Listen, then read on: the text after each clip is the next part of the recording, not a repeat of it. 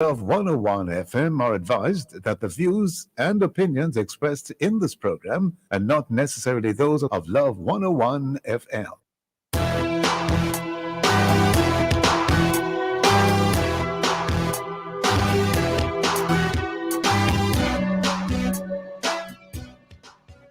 Hello and welcome to the Morning Watch on Love 101 FM. I'm your host, Dylan Toussaint. A special welcome to our listeners on love101.org. And if you're overseas and on the move, U.S. listeners can access us at 712-832-8001. And if you're in the UK, 0330-332-6541. Or join us via the Love 101 FM app that can be downloaded from the Google Play Store or the Apple Store. You can also join us on Love 101 FM, Facebook, and YouTube Live. In the first watch today, should the process re-gun ownership in Jamaica be made easier? And in the second watch, is the HIV AIDS crisis over? Our social media question we ask, what are your thoughts on making gun ownership in Jamaica easier for law-abiding citizens? Please share your responses on our Love 101 FM Facebook page and YouTube channel, and also on WhatsApp 876-997-3125 using the hashtag The Morning Watch. We'll share your responses later on in the program, but before all of that, here's I quote. Indeed, and I quote this morning, life is never fair, and perhaps it is a good thing for most of us that it is not. A scar is reminding us that life is never fair. Hi, good morning, Nissan. Good morning to you, sir. How are you? I am doing well, and you, my brother? I am blessed and highly coloredly flavored. Yeah, and how is the Christmas for you so far, Nissan? The Christmas, well, the momentum is building up. That's what I'll say. Yeah, so it's going there. It's going there, and of course we have the cooler climate. I mean, how is it in the studio there? Well, it's cold. No, it's not, you know. The AC is not on. The AC is not on. The AC is on, but it's normal. It's all right, my brother. I'm being very careful. Yes, my brother. All right. Have a good day. Have a good program. All right. Thank you, sir. The first watch will be back after this break.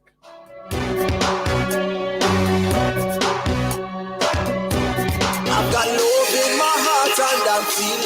Get ready for another World of Worship Wednesday inside Alive 1 to 5 December 1. Stick around for prayer blast at 2 o'clock. More fire, more power. 2:15 we feature the Anointed One, Todd Galbert, as our worship artist of the day. Then at 3 p.m. we kick things off in round 2 of the Alive Bible Challenge, ABC.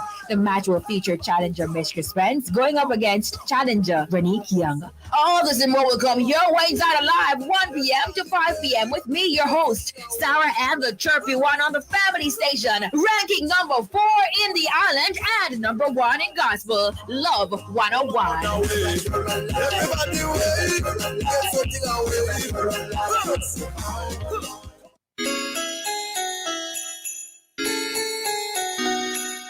This Christmas, Hope Rocks has got something real special for you. It's going to be loads of fun. Saturday, December 18, 5 p.m. to 8 p.m. Don't miss a Zoom party pre-show with DJ Rebirth. Sign up to be a part of the Zoom party pre-show. Love 101 staff members will be on show. Guest artists and performers, live band, and lots of prizes and surprises. Hope Rocks. Christmas 101. Come home. Saturday, December 18, beginning at 5 p.m. Oh, it's going to be a leap of fun. You can't afford to miss it.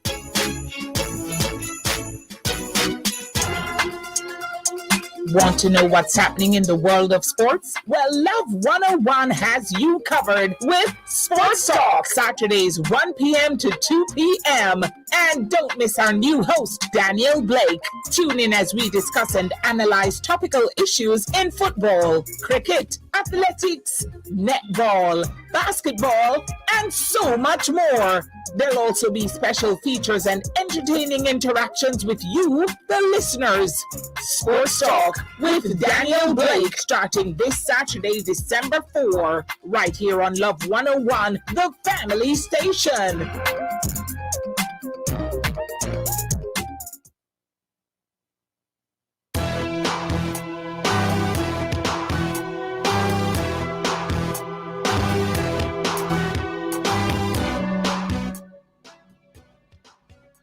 Welcome back to the Morning Watch. I'm your host, Dylan Toussaint. Now, as a law-abiding citizen, do you or would you own a gun? Would you feel safer in this environment if you did? Well, opposition spokesman on national security, Peter Bunting, wants law-abiding Jamaicans to have easier access to owning firearms. What are the commendations and concerns associated with this proposal? Well, to discuss this issue, we have online Mr. Robert Finzi-Smith, security consultant, and the Reverend Courtney Walters, retired assistant chaplain of the Jamaica Constabulary Force. Morning, gentlemen. Morning. Good to have you both with us. Yes, well, Reverend Walters. Yes. Yes, let me say congrats on your recent receipt of a national award, sir. Thank you very much. Good, well deserved. All right, let's go into it. Gentlemen, as far as you are aware, how easy or difficult is it for persons to legally own a gun in Jamaica today? Beginning with you, Mr. Finzi-Smith. Well, I don't think easy at this moment enters the process. Mm-hmm. It is a fairly arduous and complex type procedure. And some people will tell you that their applications have been pending for years. So they have more or less given up on, ever receiving it. And you mind telling us what it entails, as far as you remember and know? You make the application. The application forms are available online. You get the respective referees to sign, justice of the peace, senior police officer, etc.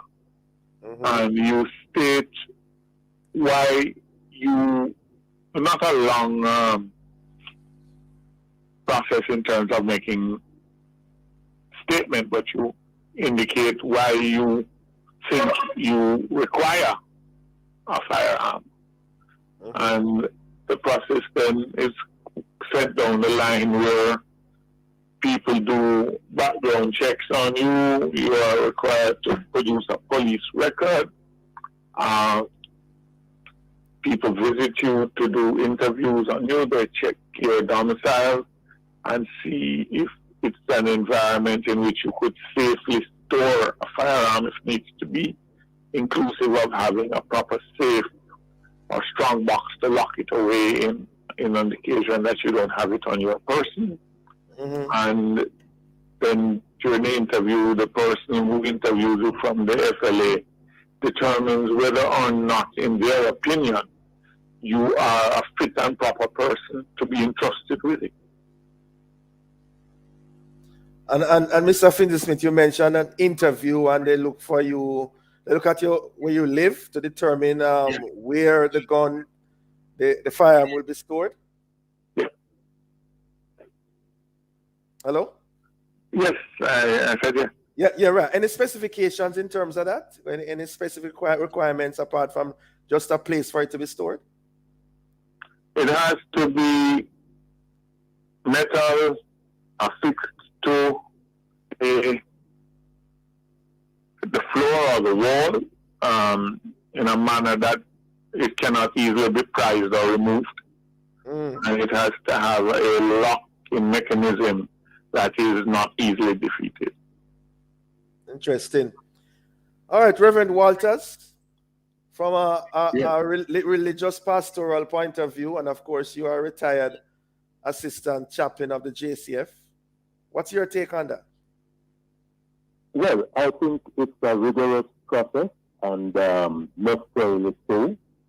The persons who are eventually granted a firearm permit are thought to be persons of good moral standing, and they have sometimes they can justify the requirement for owning and carrying a firearm.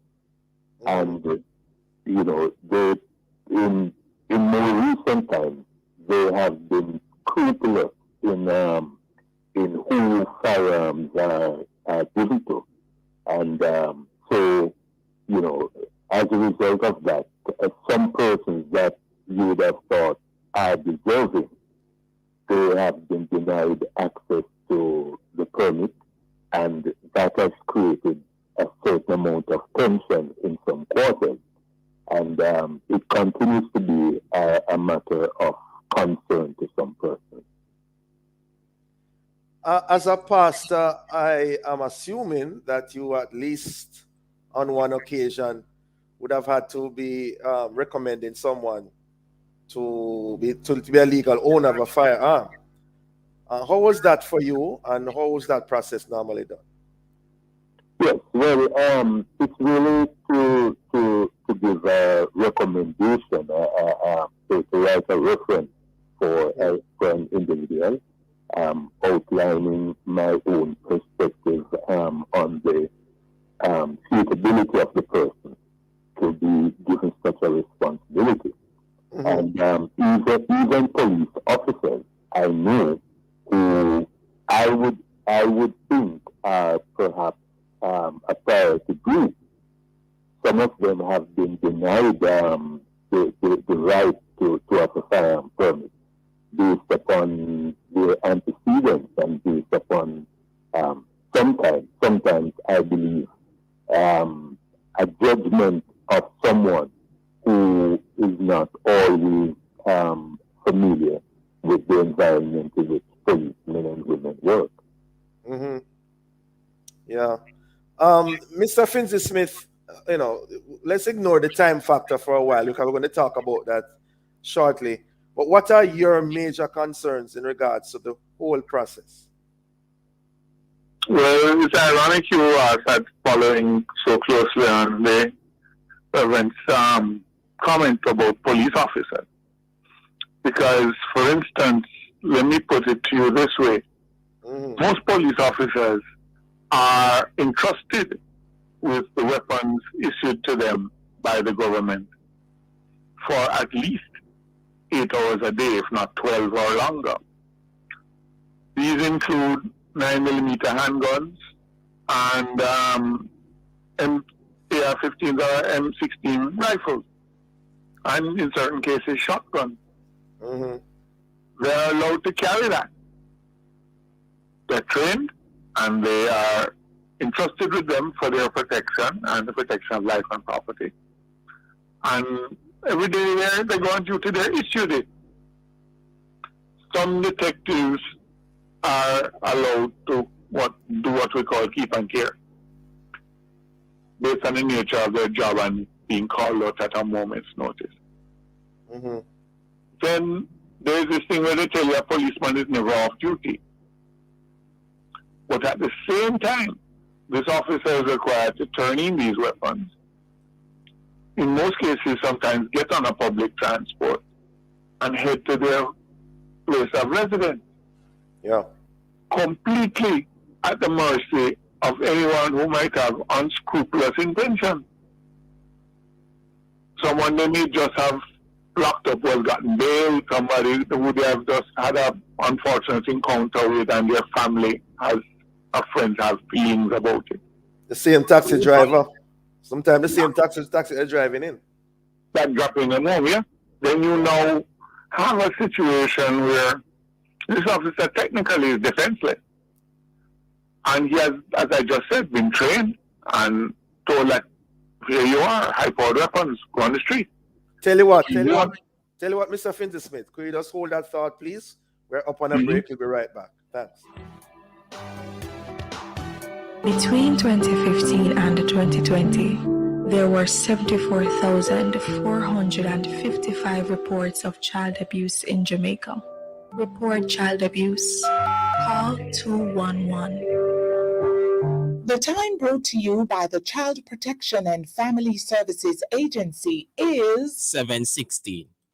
More ways to win big this Christmas. The more you watch, listen, and stream with your favorite digital apps, the more chances you have to win from thousands of prizes. We're talking prizes of 500,000 and so much more. Not to mention a special Boxing Day prize of tickets for two to a Copa destination of your choice. Simply listen to your favorite Christmas carols in D-Music, watch movies in Playgo, or connect with friends in VIP to be a winner. Shake to win in the My Digicel app today. Digicel, better together this Christmas. Visit DigicelJamaica.com for terms and conditions. Authorized under Section 58.3 of the Betting, Gaming and Lotteries Act. Promotion valid November 19, 2021 to January 13, 2022.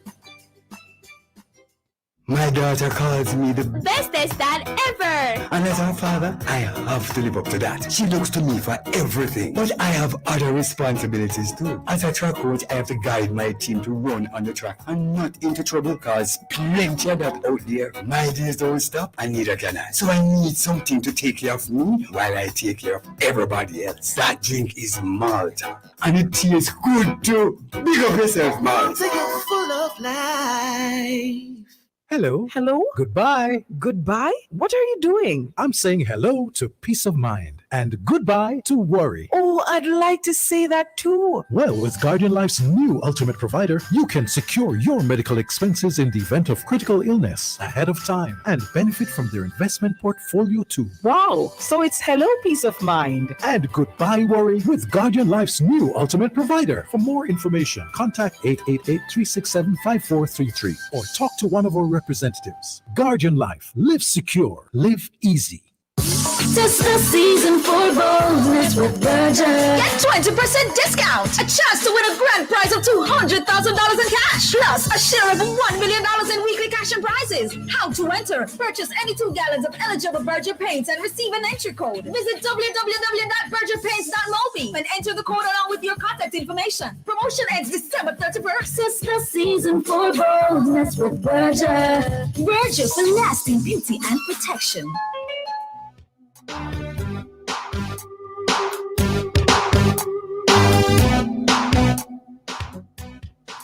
Welcome back to the Morning Watch. Thanks for staying with us. I'm your host, Dylan Toussaint. And in this, the first watch, we are asking the question, should the process re gun ownership in Jamaica be made easier? And we have online to discuss this matter the Reverend Courtney Walters, retired assistant chaplain of the JCF, and Mr. Robert Finley-Smith, security expert and consultant. Mr. Finley-Smith, before the break, you were telling us about some concerns you have in regards to the process as is. Yes, we're discussing police access to weapons privately. Mm-hmm. Now, let me just cut it short and ask a simple question. If there's reason why a police officer should not be granted a private firearm license, then it is open to discussion that he should not be in the force. Because the same things that would deny him access to a private firearm license should deny him continued presence in the force, because it would be a fatal flaw in his. How can you ask him to continue duty? He said, the FLA says he can't carry a weapon privately. But every day you're issuing him a high-powered weapon from the government coffers. Mm-hmm. It doesn't make sense to me. Whatever an investigation brings up that says this man is not, or woman is not fit to carry a private firearm weapon, would disqualify them from their police obligation. What about the process for the private citizens? Any concerns there?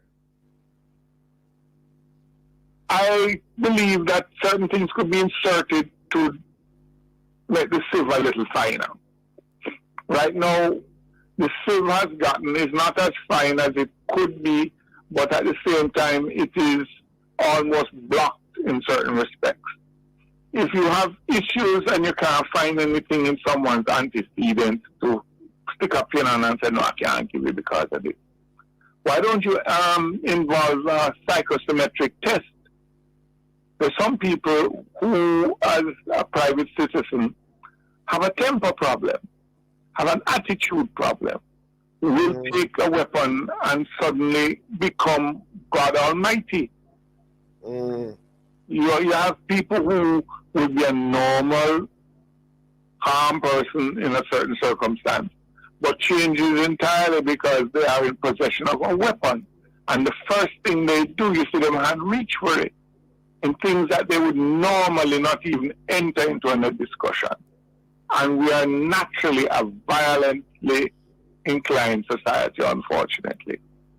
So I think a psychometric test inserted into the process could assist you in being a good judge of the person's ability to carry one safely, rather than it end up being a subjective opinion of an individual who may or may not take you. All right. Reverend Walters, your take on that? Any concerns in the process? Yes. I believe that over time the process has really become I would that there seems to be a little more equity in the process and also discrimination. In that I believe that more persons today can get access to a firearm, persons of good character. And I think that there has been a general weeding out of some of the less savory characters. And I do agree that some kind of psychometric evaluation would be very helpful in trying to enhance the process and making the process even more even more equitable. Generally speaking, I am not an advocate for firearms in every hand and for everyone, because I believe that we Jamaicans have this status symbol syndrome that a firearm for a lot of persons has become a status symbol rather than an instrument of protection and security. Say more on that, because are there not persons who would argue that with the crime statistics in Jamaica, if you are able to quickly own a firearm, it's better for you to protect yourselves? There are more persons who have become self-employed, they start their own business, and they need that added protection. Also concerns about the effectiveness of the measures that have been employed over the years.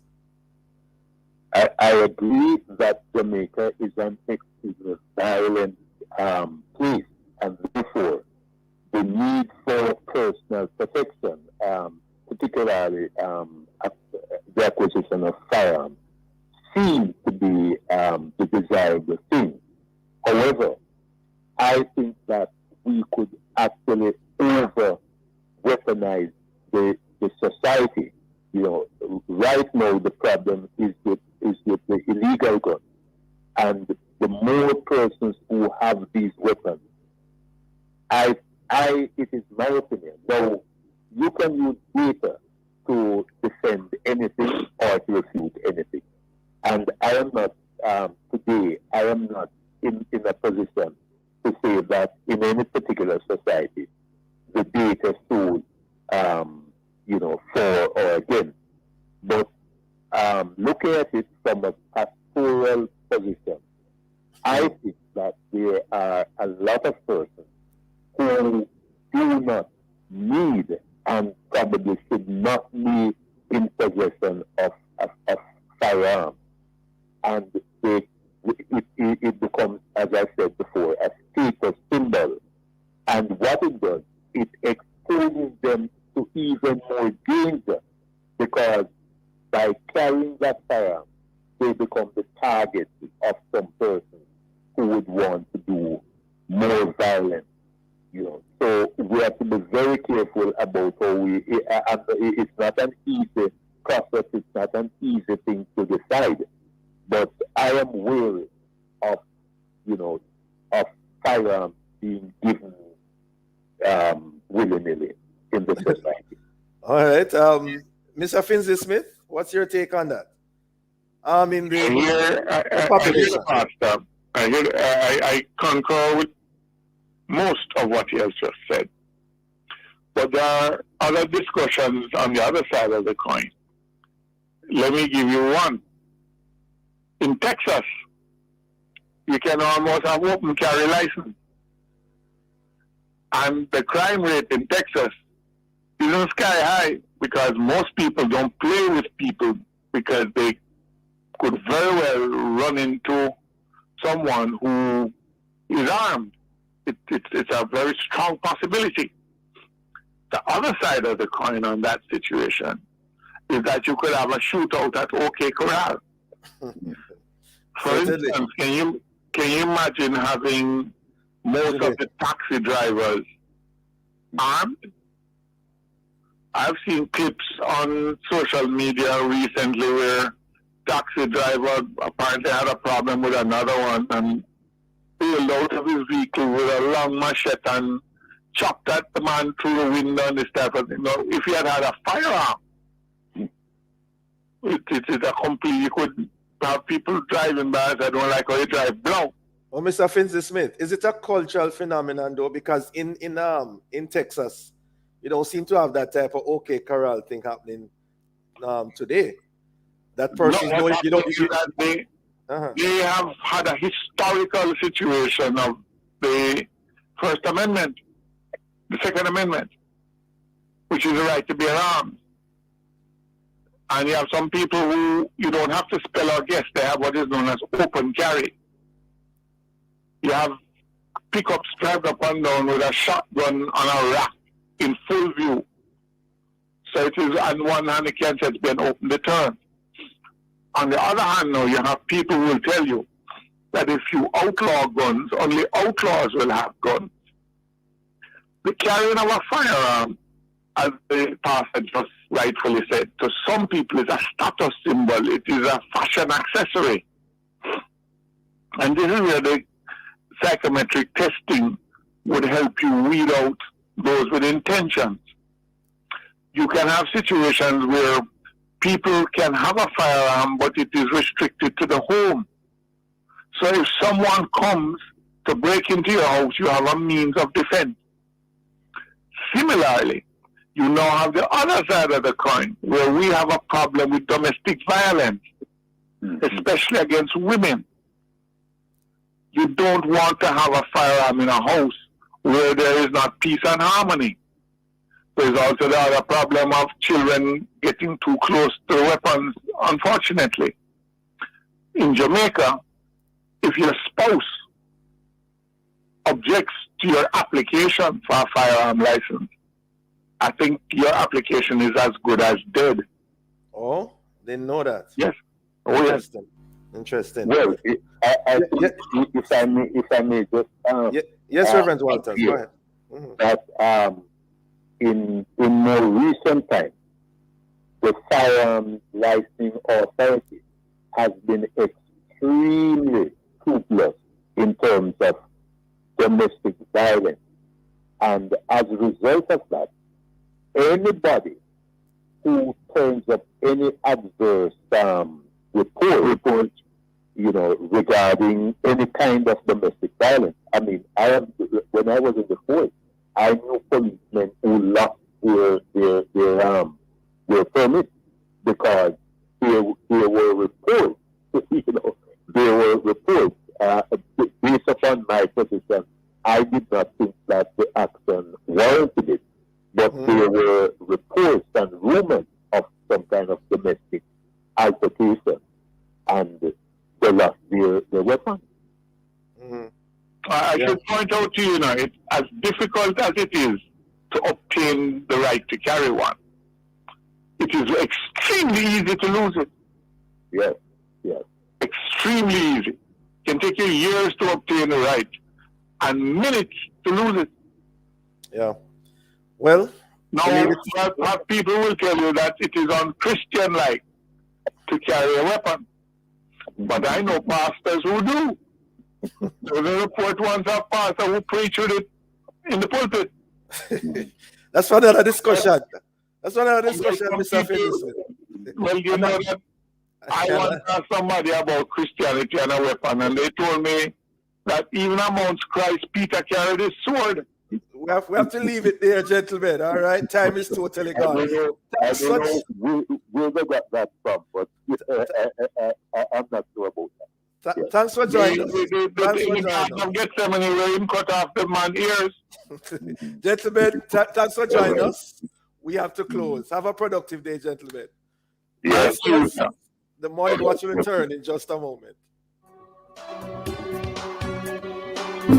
Now with no processing fees and no down payment, it's time to open the door to your own sweet home. The time by JN Bank is... Hey, 7:32 right here on Family Radio Love 101. Did you know Breeze powder detergent is also antibacterial? Even after washing, bacteria can remain on your clothes, which can cause diseases. Breeze kills 99.9% of bacteria while removing even the toughest stains. So really clean your clothes with Breeze. Thanks, here, Arville. I really appreciate it. Why you bothering Arville again, Lisa? You know I have my annual returns to file with company's office, and nobody can help me but him. But there's a new one-page form now called the status quo form. It's for people not making any changes to them company details, like shares, info, director, and so on. Sign, pay, and go! The new status quo form makes filing annual returns easy. For more information, call the company's office of Jamaica at 908-4419. Open up, it's at the time of the year. Flow up, spread the Christmas cheer. To everybody, whether far or near. Flow make a Christmas sparkle around here. Get amazing gifts when you activate a 5-day or higher unlimited data plan or add your mobile to your home internet. Check your text messages and click the link to open up your gift. From LTE tablets, supermarket vouchers, smartwatches, TVs, and much more. Get a gift every time. Christmas comes alive. Look for your gift, them must arrive. Open your women's and it's our mobile plans and a Christmas gift text dropping on your hand. Christmas have a sparkle, you know? Make it happen with Flow. Conditions apply. Authorized under Section 58 of the Betting, Gaming and Lotteries Act. Gallagher Insurance Brokers open today. CCRP members join Gallagher Insurance Brokers at the Police Officers Club, 34 Hope Road, St. Andrew, this Tuesday and Wednesday, November 30 and December 1, from 9:30 a.m. to 2:30 p.m. each day. Gallagher reps will take you through the features of both the comprehensive health insurance plan and major medical plan at 10 a.m. each day, and assist members who wish to renew their policies or switch to the major medical plan. CCRP will also be on site to hand out membership cards and assist persons in renewing their membership or becoming a CCRP member. This Christmas, give the gift that will definitely keep on giving: a health plan for your beloved elder. In keeping with COVID-19 restrictions, maximum 100 persons permitted in the space at any given time. CCRP, life to the fullest.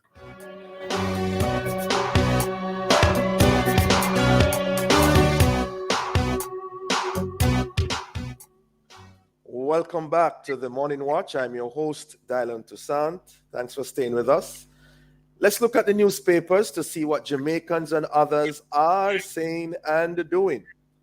In the Gleaner, as so the badness go, court told of detainees' candor on being charged.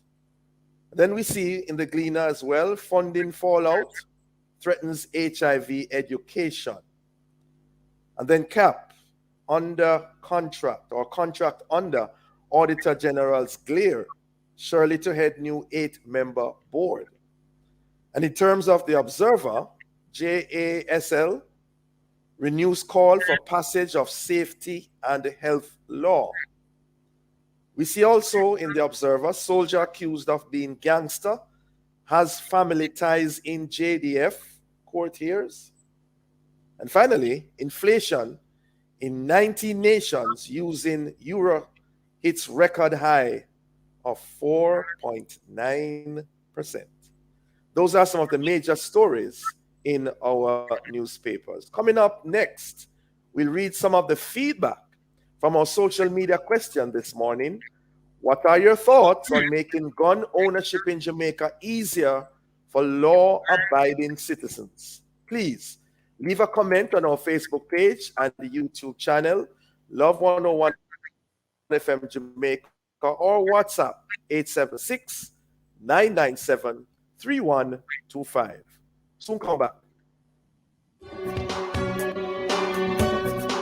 It's time to shake it till you make it with Digicel. We're going to make 5 random pickups in a new parish every week. You'll get 3 minutes to answer 5 questions correctly and get a guaranteed shake to win $20,000 cash or a Samsung Galaxy phone, $10,000 GPS voucher, and more. Look out for the Digicel Christmas car in your town and get shaking this Christmas with Digicel. Better together this Christmas. Visit DigicelJamaica.com for terms and conditions. Authorized under Section 58.3 of the Betting, Gaming and Lotteries Act. Promotion valid November 26, 2021 to January 14, 2022. It's almost Christmas and Phosphorus Super Sale is back. Yes, you heard it. Come Monday, November 22 to December 2, enjoy massive discounts on electrical and lighting products, LED bulbs, flood lamps, and so much more. COVID still a keep, so all protocols will be strictly observed. Step on down to Phosphorus in Kingston, Mandeville, and Montego Bay, or visit phosphorus.com/shop. It's Phosphorus Super Sale, November 22 to December 2. It's Phosphorus. PSOJ's Crime Stop Jamaica Unsolved. Help us to solve the murder of Mr. Lindell Wilson. Wilson was with friends at 11 p.m. on Saturday, September 25, 2021 in Ocean Heights, Lilliput, St. James when robbed by armed men. Wilson resisted and was forced into his white Toyota Noah and driven away. His body was found the next morning on a dirt road in the Paisley community. He had been shot in the head and back. Crime Stop family and friends are offering a total reward of $725,000 for information leading to an arrest or charge. Call Crime Stop Jamaica 311. Solving crime pays.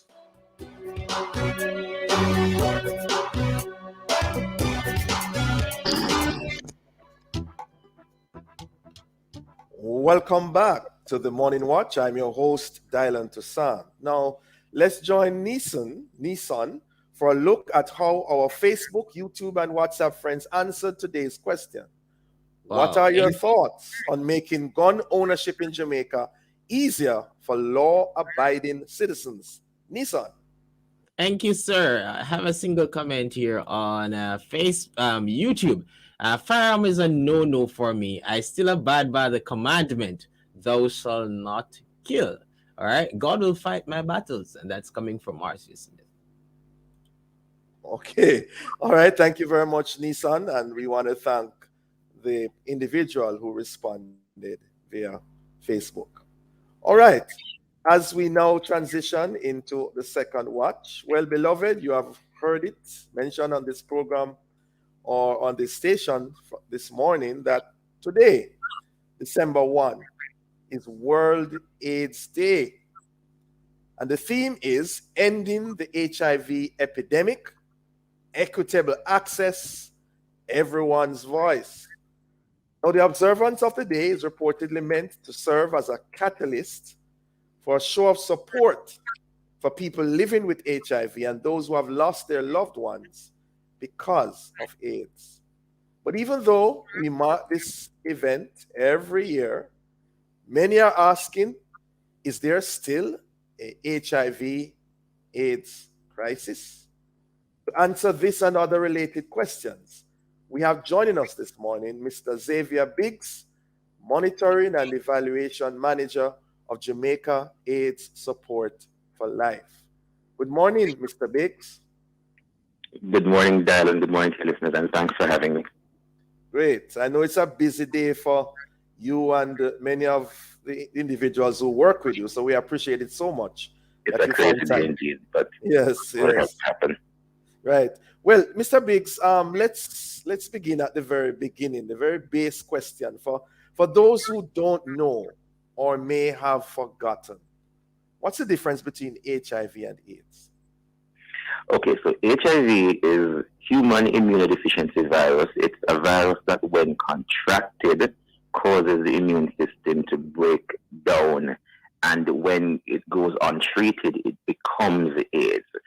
So AIDS is acquired immune deficiency syndrome, which is a collection of illnesses that, based on your broken down immune system, will ultimately lead to death if untreated. So HIV is the starting stage and AIDS is the ultimate stage. And how does one contract this disease?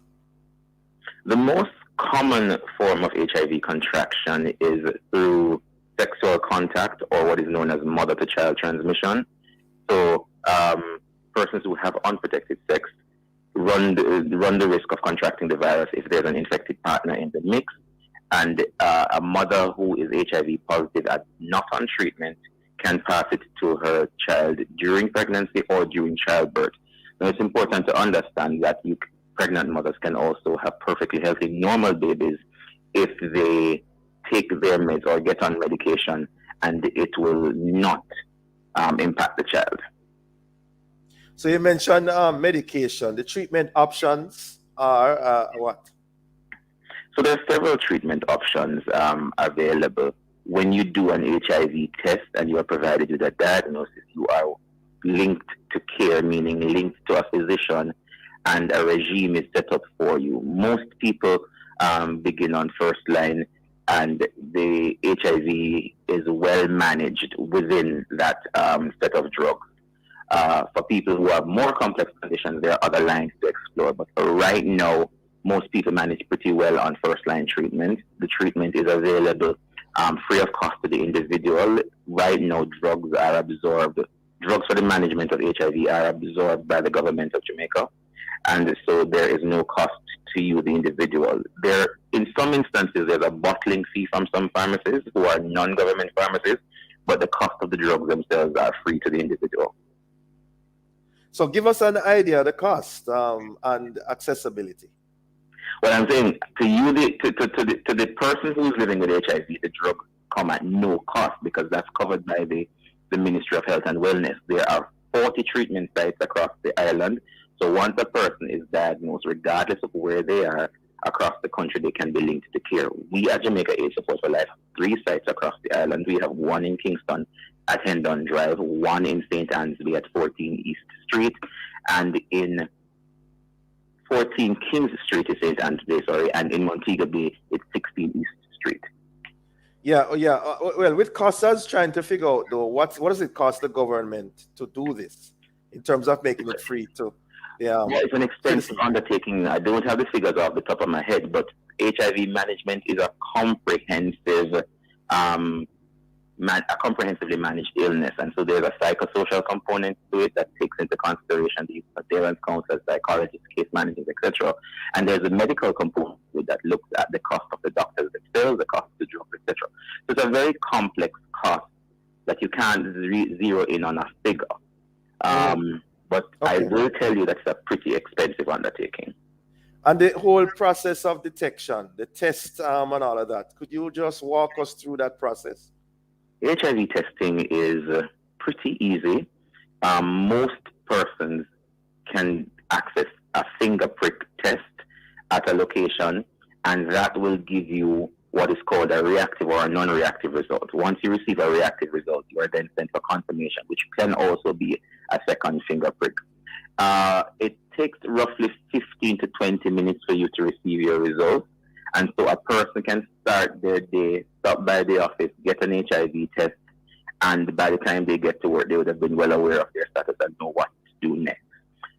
Plug for today, if you're in Kingston, St. Anne, or St. James, we're in Oak. So our Fairview at the Scotia parking lot.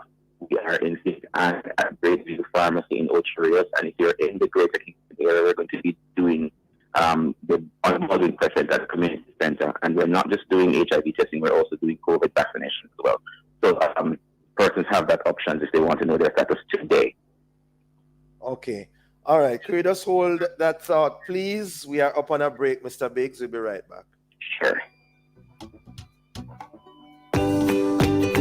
From generation to generation, Jamaicans have depended on J&B Bank to make the pride and joy of providing a safe place for their families possible. Now, with no processing fees and no down payment mortgage options, you can open the door to your own sweet home, a legacy to hand to your next generation.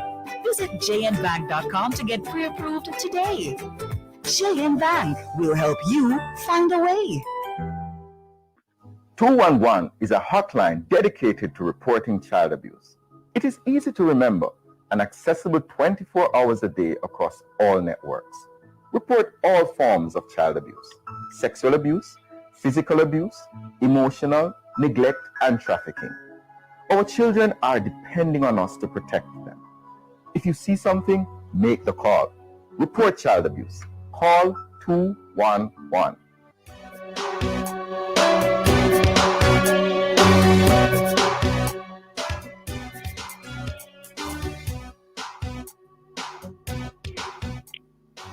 Welcome back to the Morning Watch. Thanks for staying with us. I'm your host, Dylan Toussaint, and we are in the second watch as we are exploring the question, is the HIV/AIDS crisis over? And we have online Mr. Xavier Biggs from Jamaica AIDS Support for Life. Now, Mr. Biggs, before the break, we are trying to ascertain how this thing is tested. I'm wondering, is it only a blood test that determines whether one has HIV? There are different testing modalities, but the most common and most potent is the blood test. There is an oral swab option that is less popularly used simply because of how what you eat or drink can possibly skew the chemical reactions in that. And so the most consistent, the most potent and best option is a blood test. But again, when you say blood test, people get a little bit intimidated. It's really just a finger prick that gets a small sample of blood from the tip of your fingers, and we use that on a specific set of kits that gives you a result. So yes, it's a blood test, but no, we're not drawing liters of blood from you. It's a small finger prick that helps us to get the result. And I know that over the years, I'm hoping it's still there, that there's normally a counselor on hand or some counseling available for persons who may get. HIV testing is tied into what is called voluntary counseling and testing, because when people get tested for HIV, there's a pre-test component that looks at your risk profile, your sexual behaviors and history, etc. We do the test, and beyond that, whether you are reactive or not, we would also give you what is known as post-test counseling. If you're non-reactive, post-test counseling helps you to stay negative and make plans for that. If you are reactive to HIV, the post-test counseling helps you to make a plan on what are the things that need to happen next. Now, what are the stats in terms of HIV/AIDS in Jamaica vis-a-vis or the region? Stats. Wow. I was hoping you didn't ask me that question this morning. The stats are not as exciting as we want them to be. So I'm going to give you two sets of numbers and we can explore them based on the time you have. So on average, we diagnose between 1,000 and 1,200 persons every single year. 2020 was the only outlier in that regard because with the distractions that came with COVID and everything else, we only diagnosed 618 people. We do not believe that to be reflective of the diagnosis situation because it's not consistent with the trend. However, one of the things that was most alarming about the 2020 data is that 16% of new infections came from young people ages 15 to 24. And that was alarming because it gives the suggestion that our young people are not accessing appropriate sexual and reproductive health information that helps them to make informed sexual decisions, and as such they are contracting HIV in the mix. So that's one set of numbers. Now the other set of numbers is that globally there are some targets that we tried to achieve for the year 2020. That is 90-90-90, meaning 90% of people living with HIV are aware of their status, Of that, 90% would be placed on treatment, and of that 90% would become virally suppressed. When we ended it up to September of this year, our numbers were 86% of people living with HIV believed to know their status. Of that, 51% are retained on treatment, and of that number, 74% are virally suppressed. Now, please note, this is 2021, and the 1990 targets were for the year 2020. So firstly, we didn't make them. And so now we're moving to an even more difficult set of numbers, which is 95, 95, 95. And so we're lagging behind on what has been ideal in terms of the different benchmarks that are used to monitor HIV treatment. I hope that wasn't too complex. You mentioned about the young people. Is it that we are seeing an uptick in the numbers there of concern? The short answer is yes. There is an increase in the number of young people we've been diagnosing, which again is a worrisome trend for us. But we haven't gotten to the new knowledge, attitudes, practices, and behavior study. It's due next year, and so we can only infer what might be causing that. But yes, it is a worrying trend. Our young people are slipping through the cracks relative to HIV infection. Over the years, what was it that the first detected case was in 1982 or somewhere there in Jamaica? Yeah, right. 1982. So we're just about 40 years in. Right. So somehow we thought of this topic because somehow we're not sensing, in terms of the advertisements, the focus that we used to have. It used to be there years ago. And that's why we're asking, is there a crisis still? Is there a crisis still, Mr. Baker? So the short answer is yes. It's just that the crisis as we identified with it 40 years ago is a little bit different from it is now. So when the virus became an issue in Caribbean and its people, we did not know what we were contending with. We did not know how to treat it. We did not know how it was contracted. And so one of the things that was for sure, if a person was found to be living with HIV, more popularly known as AIDS, because back then there wasn't even the separation of HIV and AIDS. Right. Then a person would automatically die. Now, with the advancement of treatment, death is not, HIV is no longer the death sentence it used to be. And I think in us adjusting our message and saying that people can live healthy, normal lives living with HIV, it has sort of shifted the mental state that people have or how people process living with HIV. But the one component that people keep missing in this conversation is that there's a caveat. It's not that the virus isn't a death sentence. It's just that you have to do things. So it's not just, it's not the same as it was anymore. People have to get on treatment. They have to stay on treatment and become virally suppressed. So yes, there is a sense that the urgency with HIV was managed a couple of years ago has to do with sort of how we've adjusted the messaging. But it's interesting because I've been hearing that feedback a lot this year, and it is suggesting that we might have to go back to a very aggressive style of advocacy and messaging around HIV management. Right. I remember donkey years ago doing a funeral where when he went to the graveside, interment, it was known that the person had died with AIDS. And I was the only one standing there. The family and everybody else was, quite a distance away.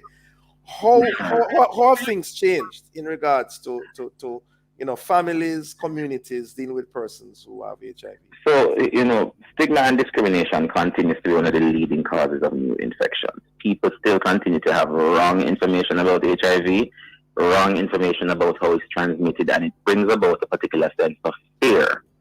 Now, though it does not happen in the kind of way that it did in the funeral you described, there is still some difficulties within families. There are still reports of isolation.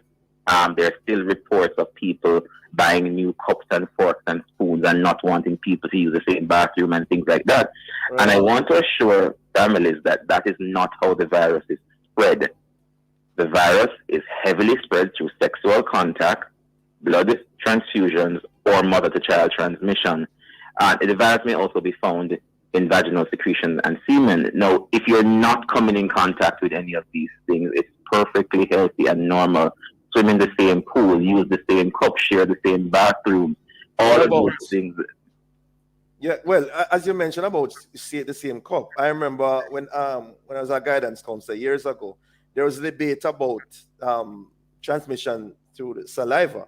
If you had a fresh cut in your mouth, for example, and you're involved in kissing, it was said that there was, the opportunity that transmission. Yeah, but a slight chance. That's a very, very low risk event. I hate talking about this one because every time we talk about, you have to talk about drinking up to 4 gallons of saliva for actual transmission. The levels in saliva is so low that the risk of transmission is also very, very low. But in my head, when people talk about cuts in the mouth and things like that, that speaks to a greater issue of oral hygiene than it speaks to HIV. And so, quite frankly, whether it be somebody living with HIV or not, would you be kissing someone with sores in their mouth? You get what I'm trying to say? And so we try to explain HIV transmission in a very, very, very minimal kind of way to almost pretend like everything else that we know wouldn't exist. And that's not true. If someone has sores in their mouth, you probably wouldn't be kissing them anyways. So I generally reject that particular mode of transmission as a reasonable argument. That's generally people just trying to rationalize how transmission could occur. How has the pandemic affected HIV/AIDS, the whole program of dealing with HIV/AIDS? How has the pandemic affected it? So I mean, the pandemic is here. We're having to live with it. And what it did though, but we're managing HIV in a pandemic with the same levels of resources.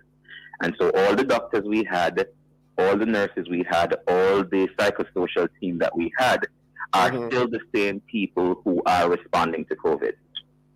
And so it means that the resources are stretched beyond what would have been their normal everyday availability. And so some things are getting left behind. So for example, a lot of people don't know this, but the machinery used for the testing of COVID samples is the same machinery that is used for the testing of viral load samples. Now the government has responded that we've gotten new machines, and so it has kind of helped to alleviate the strain. But what it meant is that when COVID became a priority, things like viral load testing went onto the back burner. And so we had a backlog of results that we were waiting on, right? But again, these are nuances that the general population might not be aware of in how HIV is managed. So there were some resource constraints. There were some human resource limitations. There was some shifting of the focus because now the hospitals were filled with people who were presenting with various forms of COVID symptoms. There's also the whole issue of government priority, because the truth is we have a persistent prevailing issue of COVID that we're managing. And so even the very attention around the messaging and the conversation had to switch. People became disenfranchised. A lot of people lost their jobs. A lot of people, started going through different mental and emotional states from being heavily restricted. Clinic times had to be changed. We had to move to appointment-only systems. A lot of sessions had to be moved online. And so there was an entire infection prevention and control component that had to be introduced into HIV management because of how COVID disrupted what we had come to know as normal. Yeah. Well, it seems as if the long and short of it, Mr. Biggs, is that the crisis is still on, still real, still of concern. And we are asking persons to be very careful, especially during the pandemic. I want to thank you, Mr. Biggs, for joining us this morning. We know you have a busy day. Continue the good work. With your permission, Dylan, I just want to plug again where we are going to be today. In Kingston, we are on Baldwin Crescent by the Community Center. In Montego Bay, we are at the Fairview Shopping Complex in the Scotia parking lot. And in St. Anne, we are in Ocho Rios at the Great View Pharmacy parking lot. In all locations, there's free HIV tests, free syphilis tests, free COVID-19 vaccination, and a bunch of other services available all day up to about 4 p.m. This evening is our signature candlelight vigil activity, and that gets going on all our social media platforms at 6 p.m. All right. Well said, Xavier. All the best to you. Thank you very much. Take care. Thank you, listeners, for being with us. Join us again tomorrow as we continue to set the stage for a discussion of topical and controversial issues. For information or get copies of this program, call our production department at 876-968-9596-7. This has been the Morning Watch. Thanks to our producer, Miss Kathy Gale, and our guests. I'm Dylan Toussaint, giving a shout out to the pastors and members of the Transformed Life Church, while I hand you back to Love in the Morning with Neeson Williams. Hey, thank you so very much, sir, and wishing for you a wonderful rest of the day likewise. Thank you. And time on the family station, it's now a minute moving down past the hour 8 o'clock, and you're now invited